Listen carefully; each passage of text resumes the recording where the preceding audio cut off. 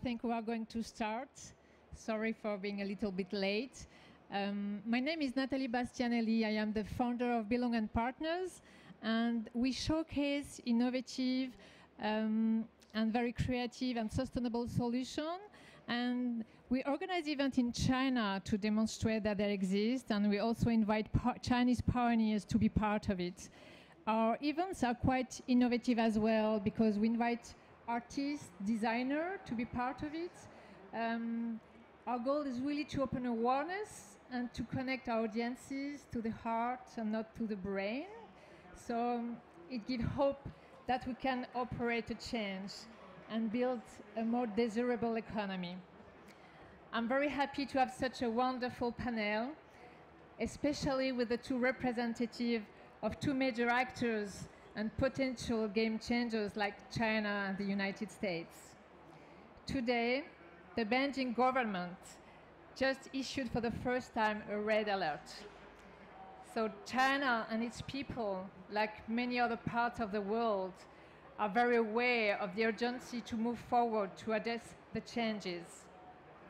I'm very glad to welcome Lawrence Bram, economist, lawyer, writer, senior advisor of the Ministry of the Protection of Environment in China, and currently also advisors of the Green US Party. He's the co-architect of the China New Paradigm for the economy called Towards Ecological Civilization. You will learn more about it today. Lawrence, I think the floor is yours. Thank you.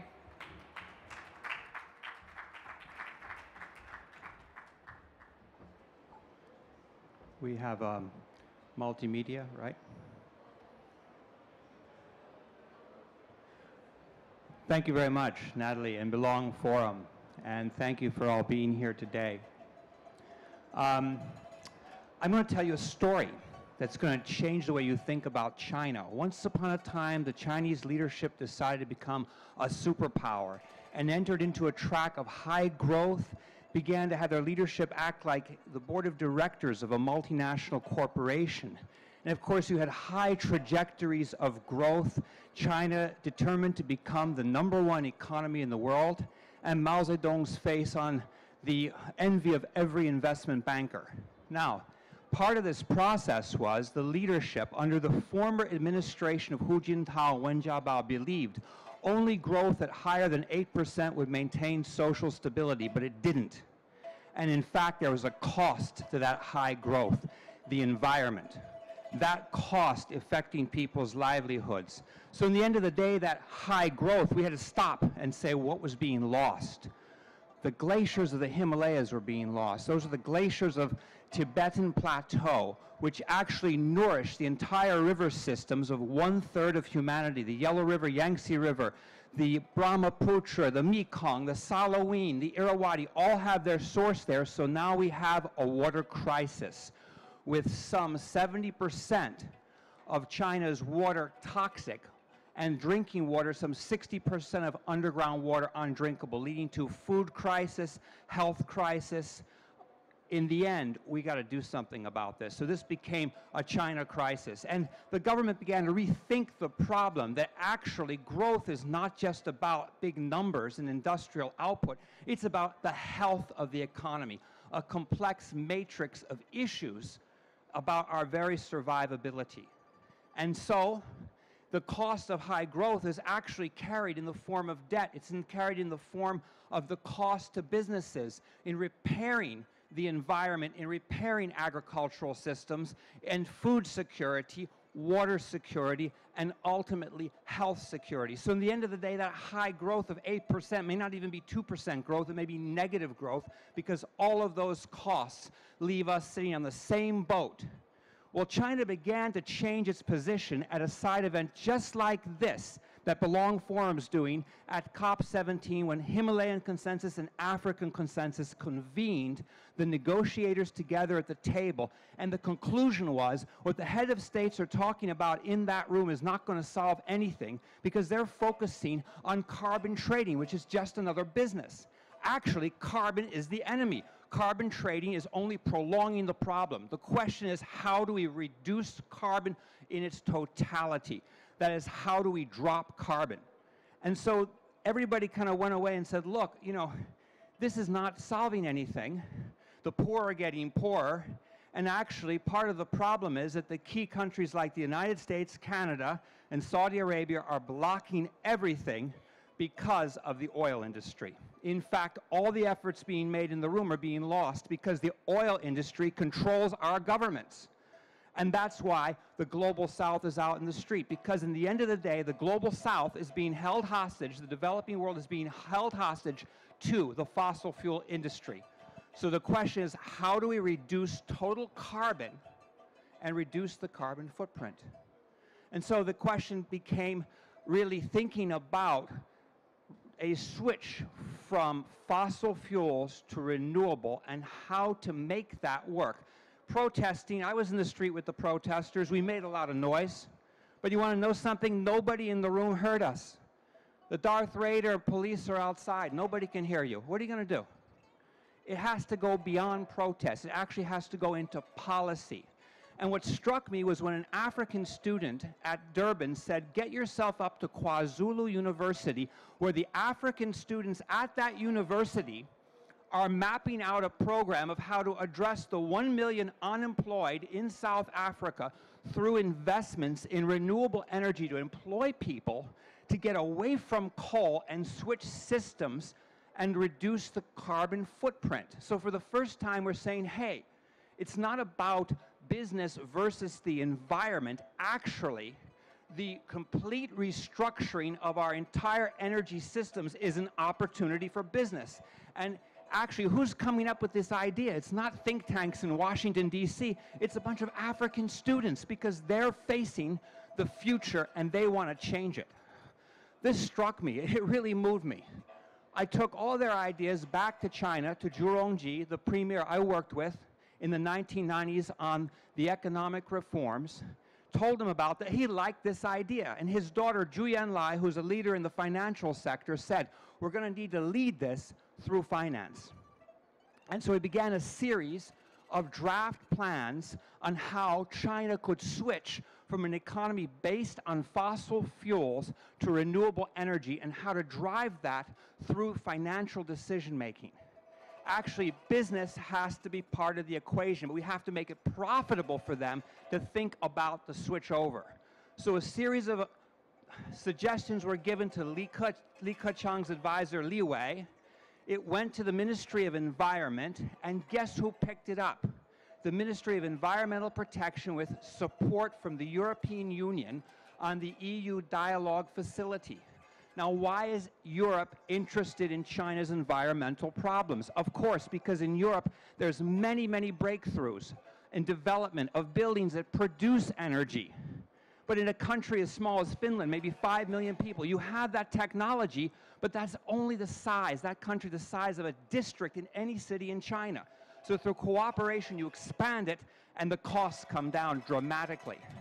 And so China came up with a term called ecological civilization to become the sustainable development term for China. Sustainable development came out of 1992 Earth Summit, Rio +20, but Rio +20 failed to address the issue because none of the leaders in the room presented a solid solution or a pathway forward. And that's where we felt the ecological civilization approach could do this, introducing the 5-element approach from the Chinese tradition of earth, fire, wind, water, and metal. And of course, the first being earth, infrastructure investment.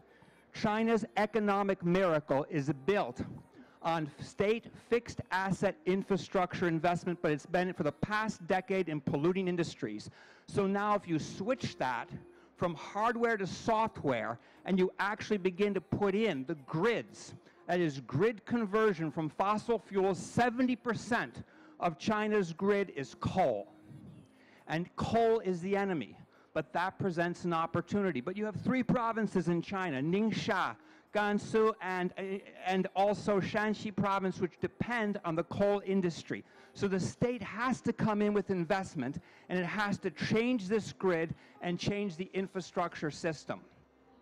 That is where state money has to come in, and governments have to be responsible. Our government in the United States has spent all of our quantitative easing on what? Derivatives, which are trading more fossil fuels. The concept in China also emerged of new cities, the whole idea of ecological cities. And we came up with the concept of smart, green, and blue. If you're going to build a city, you're going to have to redo a city. You make sure that the transport's efficient. It's a low-carbon system. And what about water, recycling water? You have a water crisis in China right now. And this, again, it is a challenge, but it's also an opportunity. You think about the traffic in a city like Beijing. You have all the Lamborghinis, Ferrari cars in the world there, but you can't get to a meeting because you're stuck in traffic. That's inefficient.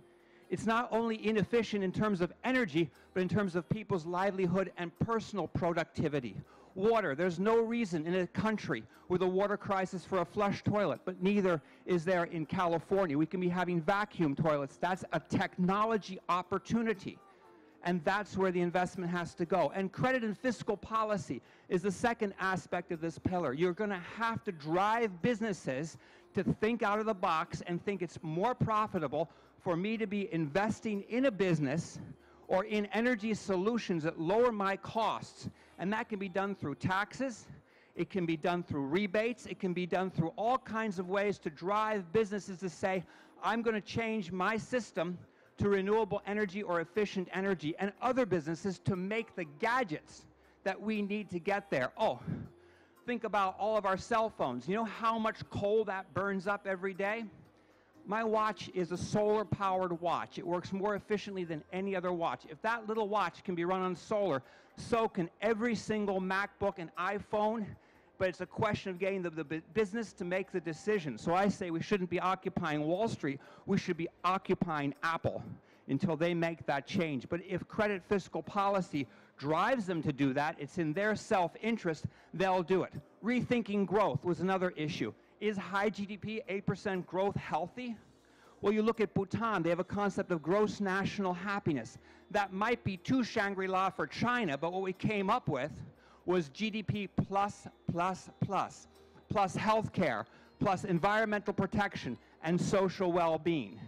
That is, growth is not just about more and more construction. It's not just about material. It is about a collective way of life. It's about an efficiency in your life. It's about your health. You know, it's not just about more buildings. It's not just about more steel. You've got so much overgrowth in China right now. It's really about education. It's about institutions. It's about quality of life. And changing that matrix and saying that actually a healthy economy is a complex matrix. It involves heritage, and it involves the identity of who you are. If you take that identity away, you have absolutely nothing. And then the question of governance came in. The whole idea of why should we have all this mining? Under the past administration of Wen Jiabao in China, they had mining licenses for everything because they thought, oh, resources are to be extracted. But the current government said, no, we're going to have red lines. There are some things that just shouldn't be touched. Those are complex ecological systems. And when you start to disrupt them, you disrupt many things. A lot of the pollution in Beijing is facilitated by dust caused by erosion. And education. Of course, this is another pillar of this entire program. You need to have education investment, not only for the technologies, but the value systems. We have to be thinking and teaching our children that this planet has to be protected and nurtured. We have to be thinking and teaching people, turn the water off when you use it, turn the lights off when you use it, don't waste water. It's a precious commodity, maybe more precious in the future than oil. And of course, actually, this is an opportunity for new industries, new employment, education. You know, you talk about people learning new systems from finance, from law, all of these things we need to reinvest into our schools. And you want to know something? There is no child in the world who should graduate from university carrying debt. That is a violation, in my opinion, of human rights, because actually we can be changing this through all kinds of investment in technology. And technology and education technology is not Facebook and Twitter. That is antique spyware being used to collect information on people, The real technology that we need to be investing in our educational systems are in the people who are going to be creating technologies for water, environment, for renewable solutions. It is a huge opportunity. It's the next mega trend and the next opportunity for the next generation, because we're all on this boat together. And yes, you can have a lot of money, but if you don't have social justice, you've got nothing.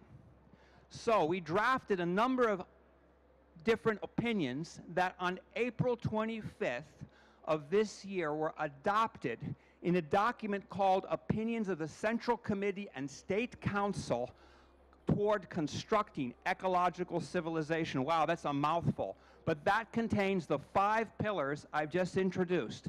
And those 5 pillars are in this very cumbersome document. But let me tell you something. The first draft we submitted to Leeway was submitted on April 26, 2013.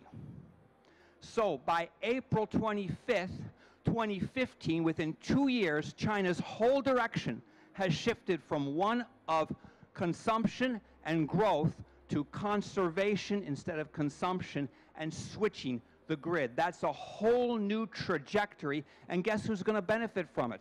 Europe, because it was the European Union facility that was doing this because they want to push their technology to China. But unfortunately, some leaders in the past in America didn't recognize that climate change is an issue, and some people who would like to be leaders think that we need more consumption than we do conservation. Well, all I can say is while we're here today at COP, we have to think that civilizations do not rise and fall on stock prices.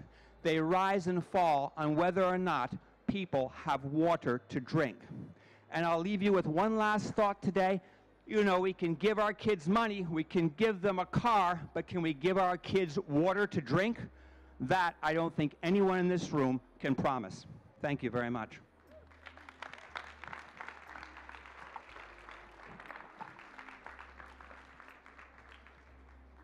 I'd just like to say before I introduce the next participants that I did notice at this COP that none of the American presidential candidates from either the Republican or the Democratic Party are here.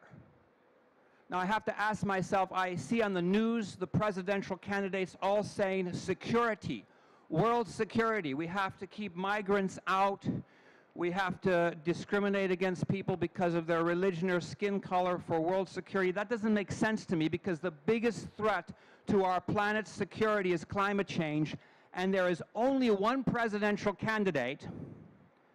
There's only one presidential candidate in this run election of 2016 who has come to the COP, who's in the room as an observer, who cares, who's meeting with the negotiators, and who is coming up with policies along the lines that we're talking about today, and that is Jill Stein. So I'd like you all to welcome the lady and the candidate who deserves to be the next American president. Jill?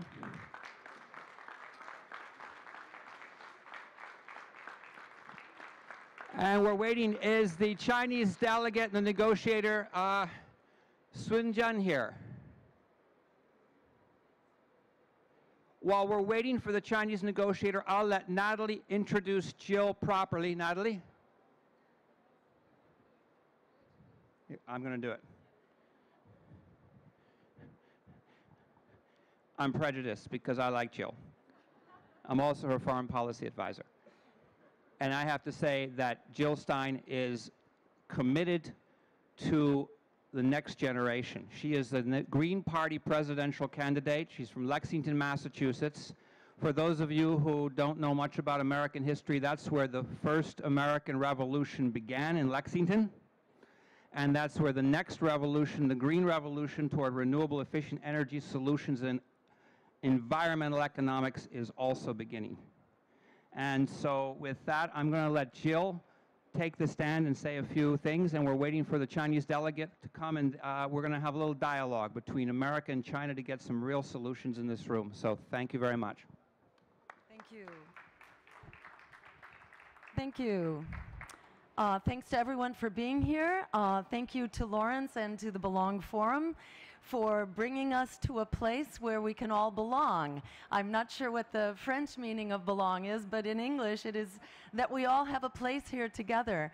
And we very much need to create this place where we can be human beings with each other, where we can be family, where we can grow in trust and community. And in that spirit, it's very wonderful to be here with this celebration of China's new leadership on environmental policy. And in the same way that China is representing sort of the new leading edge of global environmental policy, we also have with us the ancient roots of environmental policy and sustainability. And I welcome especially our indigenous brothers and sisters who are here from the United States. And let's give them a round welcome, and we'll be hearing more from them as well. So as Lawrence was saying, this is truly a game changer, and it challenges the United States and I think all of the developed nations of the world to really look at what China is doing as one of the developing nations, how China has really turned a very remarkable corner here and raised the bar for all of us by prioritizing renewable energy and conservation of water, of land and ecosystems, and of creating a whole new national ethic that puts conservation over consumption. And this is something that's the U.S. has been leading in the opposite direction, really glorifying the culture of consumption. So it's really a direct challenge, I think, to the United States to develop an entirely new vision going forward. And as Lawrence pointed out, this is no longer a choice. I come to this as a medical doctor. Actually, is my background. I was a practicing internist in medicine for over 2 decades when I saw around me really an epidemic of rising rates of cancer and asthma and learning disabilities and Alzheimer's and diabetes and obesity. And I said to myself, I didn't grow up with this. These aren't things that used to be here in the prior generation, yet now this is an epidemic. Clearly, our genes have not changed overnight. There are things going on in our environment that have massively impacted public health, particularly in developed countries, but increasingly in developing countries as well, as our systems of energy and transportation and industrial food are adopted. And I began to realize that it didn't do a whole lot of good to be giving people pills and procedures and pushing them back out to the very things that are making us sick. Everything from pollution of our air and water and our food to poverty and homelessness. That's actually how I came to be tricked into running for office for the first time many years ago when the Green Party, I was not the member of any party actually, I was simply a physician and a citizen and a mother trying to do what clearly our children and our families and our communities need, trying to work with our existing political structures in the United States and seeing that they are really driven by the deep pockets, by the campaign contributions and by the lobbyists. And the Green Party basically came and said to me, why don't you just do what you're doing, fighting on behalf of our communities and families, and call it a political campaign. At that point, I had looked around and seen that this is truly an emergency, where our health is literally on the line, and not only our health, but certainly our water systems. We have a massive drought now going on in California, which supplies half of the fruits and vegetables for the entire country, and we have similar droughts all over the world. We are looking at heat waves, again all over the world, but we've seen recently in the Middle East, I believe it was in Iran, where we had what's called a heat index. Heat index means the temperature that your body actually feels. So it's the combination of the heat plus the humidity. And we had a heat index recently of not 100, not 120, not 140, but 164 degrees Fahrenheit, which makes it unsafe to even be outside and exposed for very long. And this lasted for a matter of many days. We've seen dramatic impacts, for example, in India, where thousands of people were killed recently with a heat wave. And these are becoming increasingly the norm and not the exception. And recently we've heard most advanced science telling us that the rising sea level is not simply a matter of a few feet per century, but that we are likely looking at 20 feet or more in the course of the next couple of decades on the trajectory that we're on. This essentially means losing coastal cities and coastal areas all over the world. This is not something we want to have to think about fighting or adjusting to or coping with. In the medical profession and in healing professions of all sorts, our first responsibility is to understand danger when it is clear and present, and to declare that emergency, and to be very clear about what it takes to actually address that emergency. And that's the state that we're in right now. Fortunately, if we act on this emergency now, we can use this not only to treat the coming danger, but to vastly improve what our economies look like, what justice looks like in our communities and across the planet, and to improve our sustainability and the condition of the ecosystem. So we can turn what is really a breaking point for people and the planet and for peace, we can turn that breaking point into a tipping point to take back the peaceful, just, secure, green future that really is within our reach. When the US entered into the Second World War, actually when Pearl Harbor was bombed in 1941, we declared a national emergency. Do you know how long it took to convert the economy to cope with that wartime footing? It took 6 months. Only 6 months to go from 0 to 25% of GDP to deal with that national emergency. Now we have a national emergency which is actually far more grave, far more serious, a global emergency from which there is truly no recovery. So what we are calling for now, my campaign and the Green Party in the US, we are calling for 100% clean renewable energy in the next 15 years by 2030. If we could convert the economy to 25% wartime footing in 6 months, we can convert the economy to a clean, green, and peaceful, I would add, economy in the course of 15 years. So this can be done. It's actually happening even without government support. In fact, currently the government has the brakes on. It provides some assistance to renewable energy, but the US government provides far more assistance to fossil fuels and increasingly to nuclear energy, which is not a sustainable option either. So we can do the right thing, but even without that assistance, we're now seeing renewable energy absolutely exploding in a good way. The growth of solar, for example, was 100%.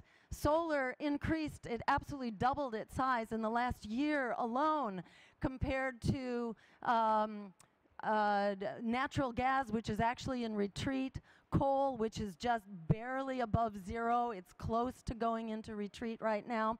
So the right things are beginning to happen, and we as citizens, as people, as everyday communities, and as small businesses and cooperatives, we can push things in the right direction.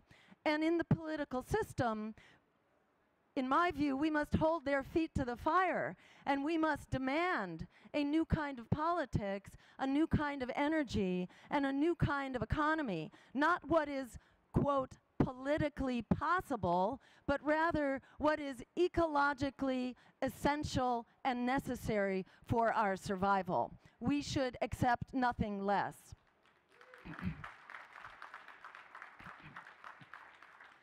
And I would acknowledge, you know, as an American presidential candidate, that the major impediment to actually reaching an agreement here at this COP has actually been disagreement around the global climate responsibility and the economic responsibilities for paying that climate debt.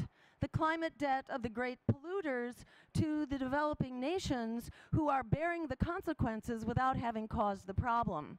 And it is and has been documented, actually, as in large part the initiative of the United States that has prevented agreement from taking place, that has prevented that debt from being paid. And I would just add that it's really critical that that debt be repaid. We need an international and binding agreement. We may not come up with that here in this conference, but going forward, I think, you know, we need to increasingly double down that this is the solution that we need, a binding international agreement that does justice to the needs for technology transfer, for mitigation, for adaptation, for loss and damage, all the official terms that basically mean we need to give a helping hand from those nations who have concentrated really the wealth of the planet into the hands of very few. That wealth needs to be shared for all to save the health of the planet that we are all depending on. We are on one small boat, as Lawrence said, and either we will sink together or we will sail together. Let's make it sail together. Let me also say what it is specifically that we're calling for. And this is very much in respect to what China is doing. We are calling for the United States to adopt a comparable policy.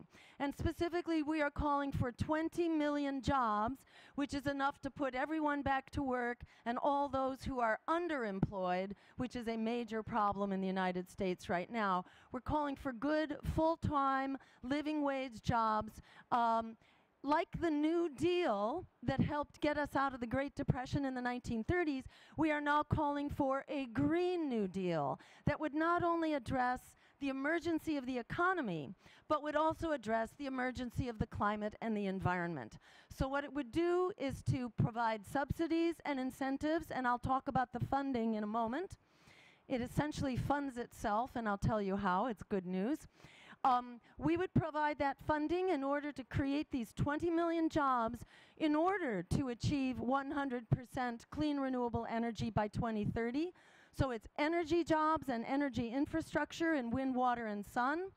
It would also convert our agricultural system so that we move to sustainable, healthy food systems that are not only good for the planet and the climate and our soil and our water systems, but also very good for our health, which is suffering enormously from the health impacts of the industrialized agribusiness food system that we currently have. And we're also calling for the investments in public transportation, creating that infrastructure, along with safe sidewalks and bike paths, so that we can actually use muscle power on our way safely on our way to transit hubs, which is something that we in the West have been denied in our urban centers now.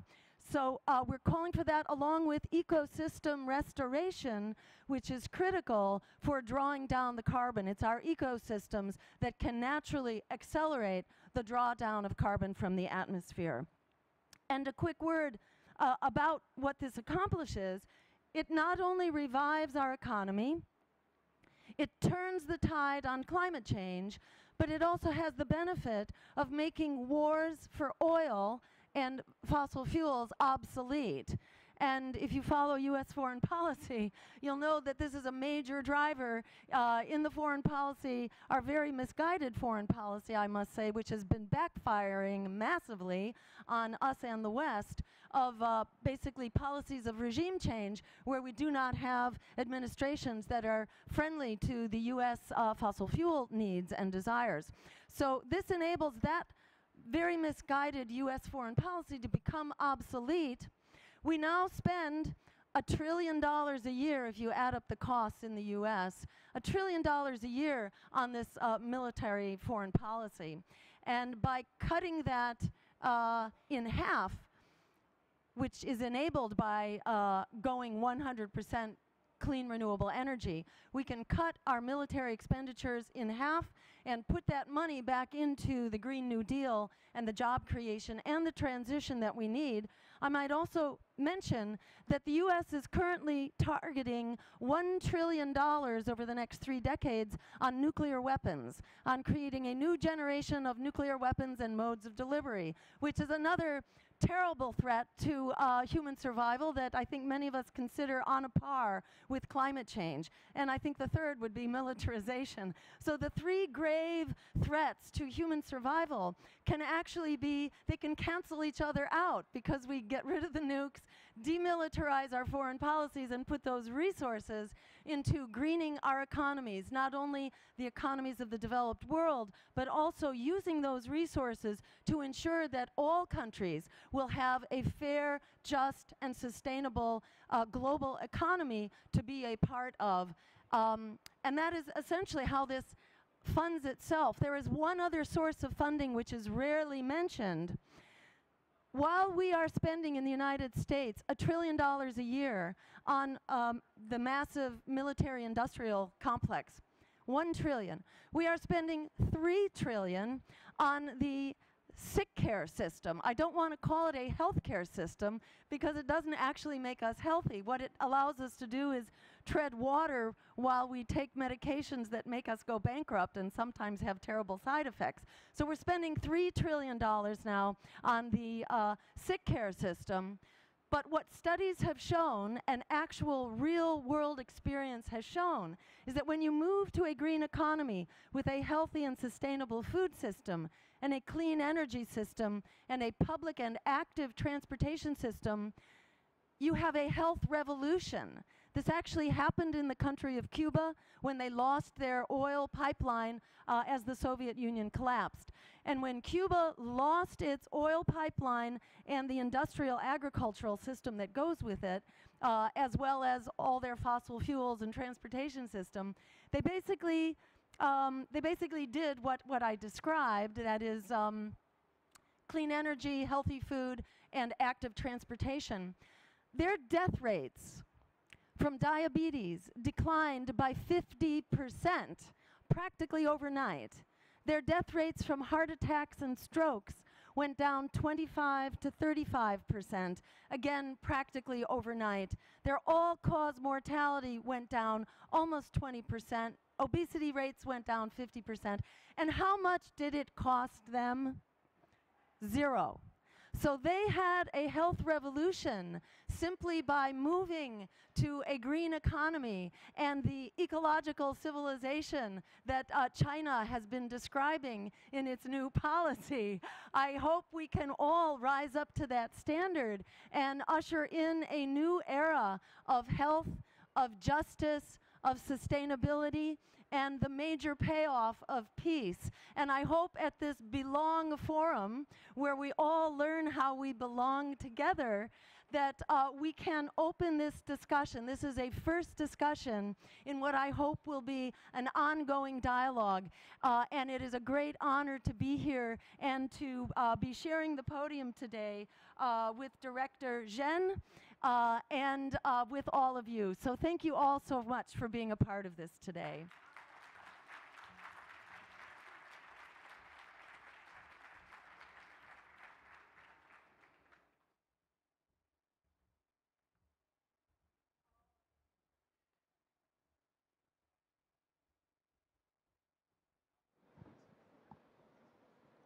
We now have a panel with I'd like to introduce, alongside Jill Stein, presidential candidate for the Green Party in America on 2016. We have Deputy Director General Sun Jung of the National Development Reform Commission's Climate Change Department, which is actually the negotiation team here at COP. And the chief negotiator, Sue, sends his regrets. He wanted to be here today, but he is in negotiations, and his deputy, or the deputy chief negotiator, Mr. Director Sun, is with us. And both will take the panel, and we're going to discuss how China and America can be working together positively toward addressing the biggest security threat on the planet right now, which is climate disruption. We should stop calling it climate change because it's man-made, so it's climate disruption. And I'll facilitate that panel. So why don't you just take a seat and relax. And we had an introduction earlier today on ecological civilization as China's way forward on sustainable development and the policies behind that. But I'm sure in the negotiating room, some of the other negotiators and heads of state are asking you, Director Sun, what ecological civilization is, and why don't you tell us in your own words how you see this as a pathway forward? Okay, thank you. It's really my honor to be invited to this very important, very high-profile event. Let me very briefly answer the question about what is the Chinese idea or the concept of the ecological civilization. We believe it is both a solution or pathway to a cleaner environment, but also to kind of to describe the kind of a form of social and economic development that and also it's not only about the natural conservation or the cleaning of the environment, but also the transform the economic pattern and people's consumption pattern into a kind of a greener one. I believe that is my understanding. Thank you. I'm just going to ask another question before we ask Jill something. We talked earlier about all the investment that the state is doing in infrastructure, conversion of grids, renewable, efficient energy solutions. And people often ask me, they say, well, how will that make a difference if values don't change? And it seems under the administration of President Xi Jinping that there is now a move toward a more sense of ecological values. There seems to be a shift in some of the language in the media. Could you tell us, is this a direction that is going to take place in China, sort of an inculcation of a new value system that's more holistic? Thank you. I think I can also answer this question. There are a pair of concepts between the action and the concept and the mindset, right? As I think as our President Xi Jinping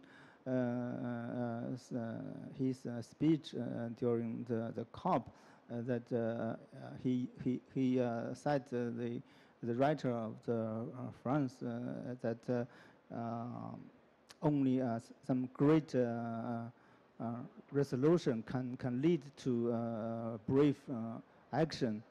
I think that is very very correct. Our action to fight against the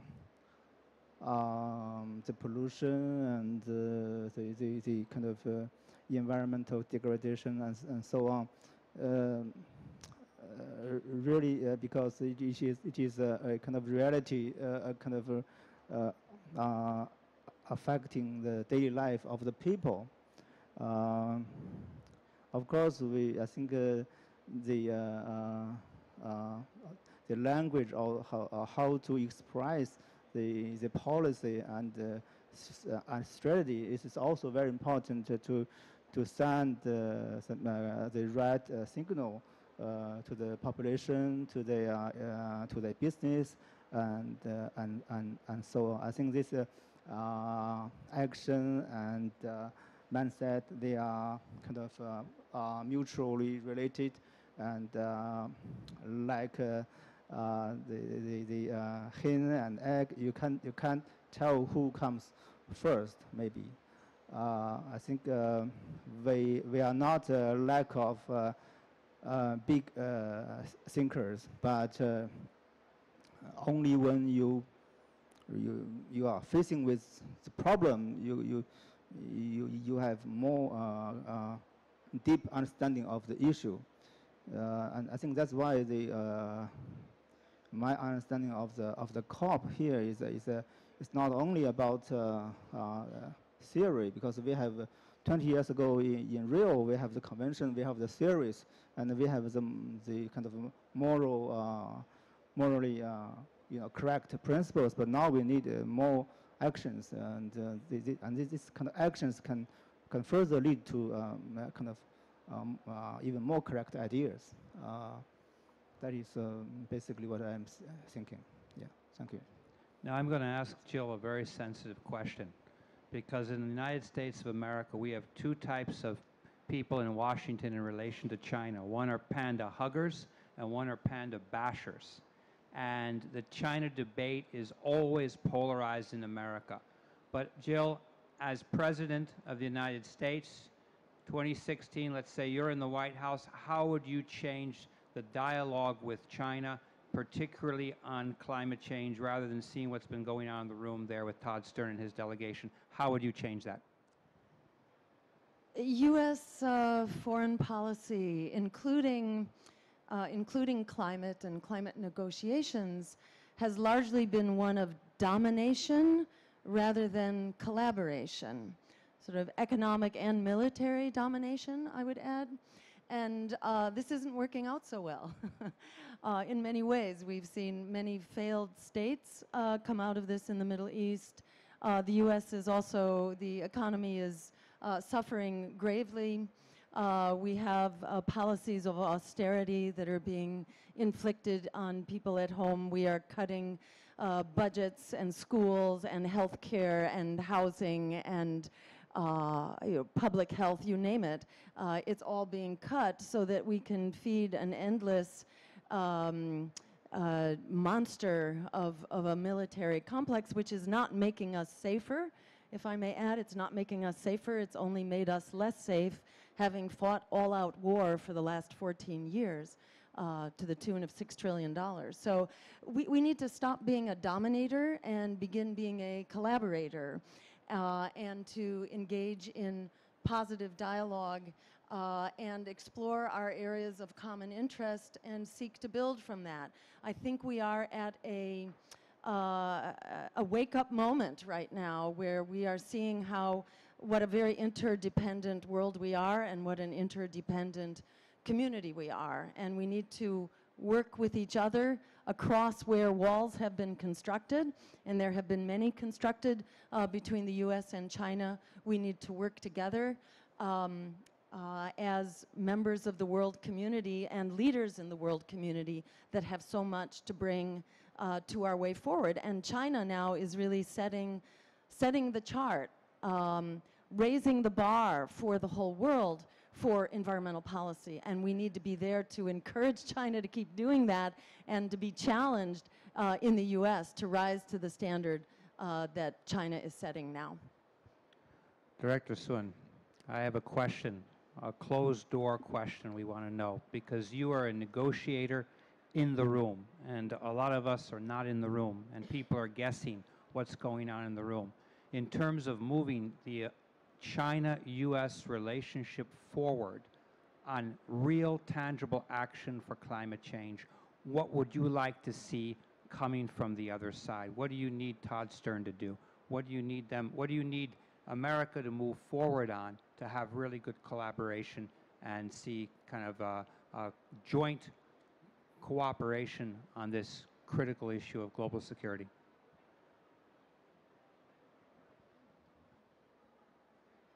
This is not an easy question. The people around the world is looking at the COP, and we hope and we wish there will be a good result for every country to cooperate and to start to continue action under this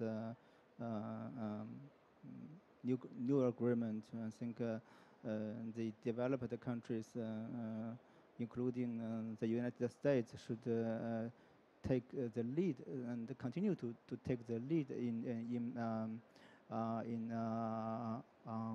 have more ambitious reduction targets, and also to honor their commitment for the financial and technology support. I think the audience here you have from all over the countries, and you also have the audience from the United States. I think the political debate in your country really is a very important for the whole world. I think we want to have a strong legally binding document, but we also want the United States. So I think the solution is not the key is not in the hand of the negotiators of other countries, but the key is in the hand of the politicians in your country, I think. Thank you. And Jill, you are in the room as an official observer, but not as a negotiator. But on the other hand, you've come here as the only presidential candidate on a kind of second-track diplomacy, or the envoy of the American people. Now, in your discussions with other negotiators in the room, what signals are you sending? I mean, if we're going to change our position, as Director Sun said, because we're blocking progress right now, what are the 1, 2, or 3 things that you would do right away to change that negotiating position? We need to strongly support the mechanisms for adaptation, mitigation, technology transfer. We need to support the Green Development Fund.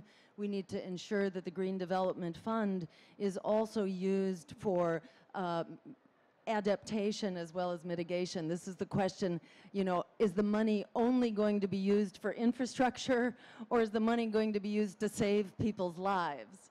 We need to be very clear that there are lives that are at stake, that are paying the ultimate cost right now. People are dying from climate change right now in the countries of the Global South.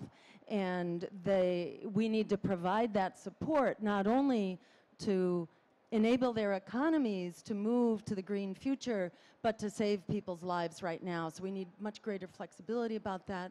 And we need to make a far greater financial commitment to actually fill the grave need. Currently, it's $100 billion annually for the Green Development Fund alone, and then there's probably an additional $100 billion on top of that.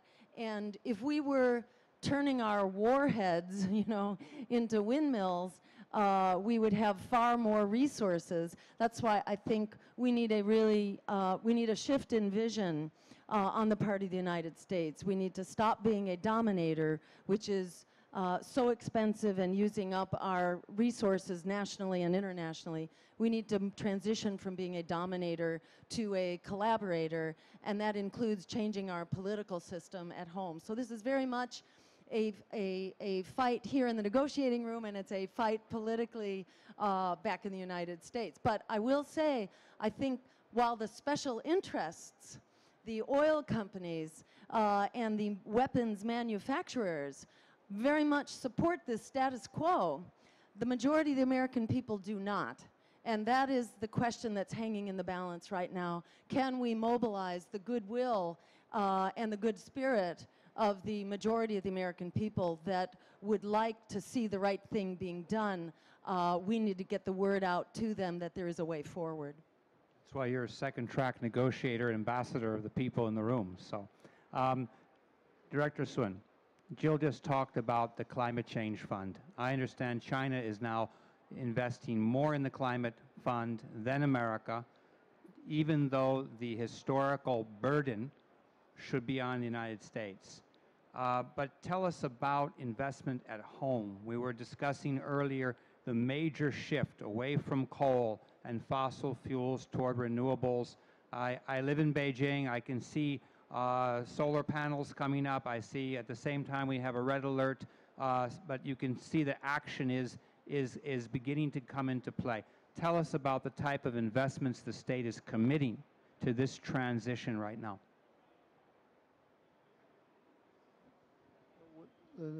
First of all, when we are talking about the climate finance to the global to the green climate fund, that is meant for the money of the developed countries under the provision of the convention, as it's a historical responsibility to do so, and of course. As for the climate friendly investment from kind of domestic resources like our business industry, that is not the same as the developed countries. China is our policy is very clear, and our target and objectives for the control of the greenhouse gas is also very clear. So that kind of signal, together with our long-term planning and some regulatory policies, will send the right signal and establish some kind of platform for our business to be more optimistic for their investment. I think that is very clear. If you do not have a very clear, very stable policy environment, you will not attract so many investment. And that's why we want to set up our national carbon market in 2 years' time. I think that is a very big challenge for us. Now we have been cooperating with other countries, including some of the states of the United States, to write the kind of the regulations and to train our staff to verify the data and so on. So that will also take some time. Thank you. I'd like to open the floor up because I know that there's people here who must have burning questions. Your English is great. And I'd like to see, are there any questions from the floor? We'll just take one or two. No questions from the floor. Yes, one.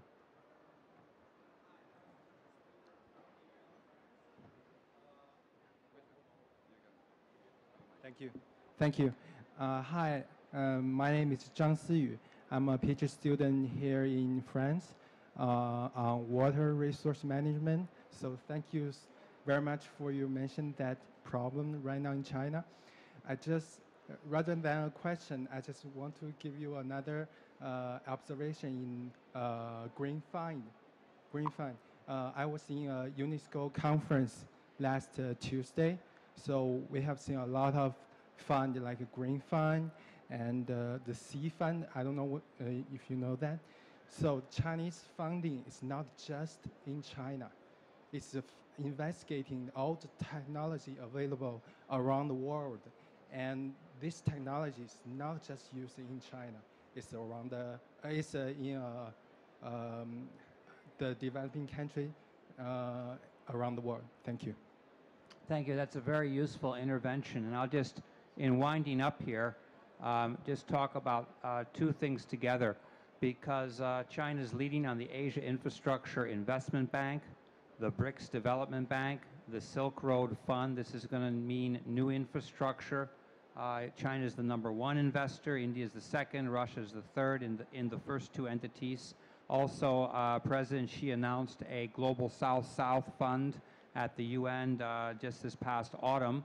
And I believe Jill was there when that was being announced at the UN.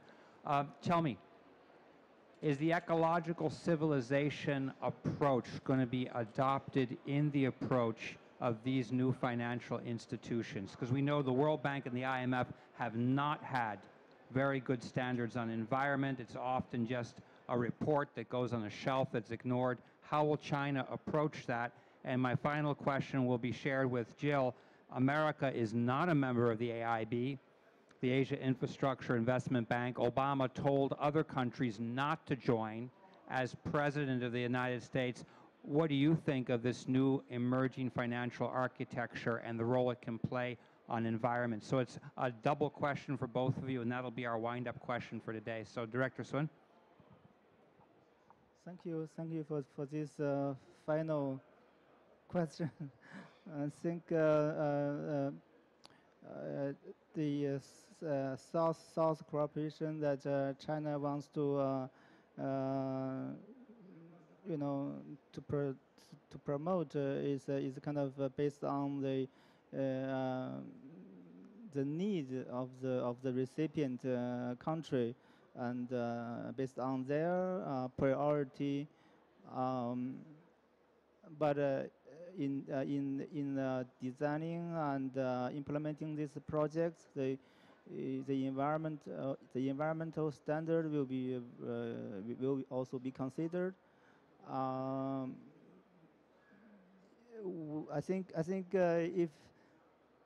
if the environmental standard is not respected, there will be also risk for our investment, and also risk for the private sector. There will be risk for their market and risk for their revenue. Okay, and also in fact some of our technology is really up to the very top level of the technology.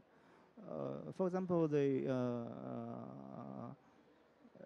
China's current technical standard of the thermal power plant is according to the report by the International Energy Agency. We are actually higher than the average standard of OECD countries. The reason is very simple. Their thermal power factories are quite old, and that's why our technology can be relatively because we are relatively new. So our standards is also very high. I'm not sure whether that is the whole to answer the question, but that is some of my reactions. Thank you. Jill? I think that the Asia Investment Bank and the BRIC Economic Alliance has been a very healthy and positive development, because unlimited power on the part of any one nation or group of nations is a very dangerous thing for the world. And it was very important for the nations of the Global South to come together to begin to have power, because they are excluded. They have been excluded from development and loans and investment and so on. And the terms of the investment created by the World Bank and the IMF and so on have been very harsh and unfriendly to developing nations and unjust. And I think the development of these institutions on the part of the Global South is a very important first step. You know, my worry is that the existing institutions create pressure for the new institutions to follow the same economic models, and it's very important that we open the door to new economic models and ultimately to one economic system where we're not competing north against south, but we have one just global economy. And I think this is a first step, and I hope that we continue this dialogue, and the development of those institutions is very important, but hopefully we'll move forward from there. Thank you, Jill, and thank you, Jill Stein, American presidential candidate from the Green Party, and Director Sun Jun from the National Development Reform Commission, Climate Change Department, and one of the key negotiators in the room. I'd like to give them both a warm applause and thank them for being here today with us.